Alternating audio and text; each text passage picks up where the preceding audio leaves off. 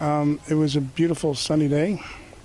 The morning preceding the attack, there were 12 overflights of Israeli aircraft observing us, very friendly.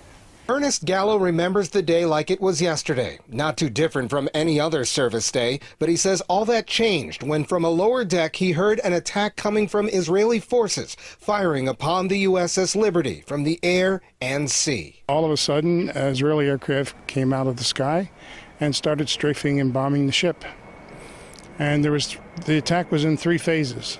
On June 8, 1967, Gallo says 34 U.S. servicemen died in the attack. Another 174 were wounded. They were honored over the weekend during a wreath-laying ceremony at the tomb of the unknown soldier at Arlington National Cemetery. The Israeli regime paid nearly $20 million in compensation to the victims and the U.S. government since then. However, survivors say there has never been an extensive investigation as to what happened despite numerous letters sent to lawmakers. This year marks the 46th anniversary of the attack on the USS Liberty. Veterans and survivors of the attack traveled here from all over the country. They say this is an important issue that more Americans need to know about. Several U.S. politicians were invited to come to the ceremony. None attended. Some say that the true details of what happened were covered up by the president at the time, Lyndon Johnson, but are still ignored to this day.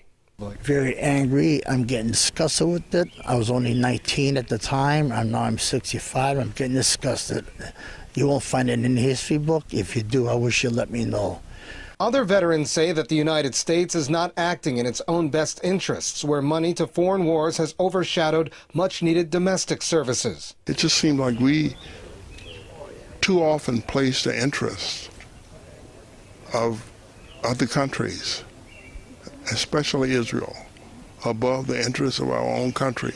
Like the brave men who kept the Liberty afloat after the attack, veterans like Gallo say they will continue to push for the truth to be known on that fateful day. I was very upset that our supposed to be our ally would be so vicious to try and sink the ship as hard as they did, and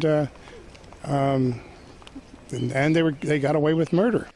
One observer noticed that the wreath commemorating the USS Liberty only remained in place for a few minutes before it was replaced by another wreath from a different entity. Colin Campbell, Press TV, Washington.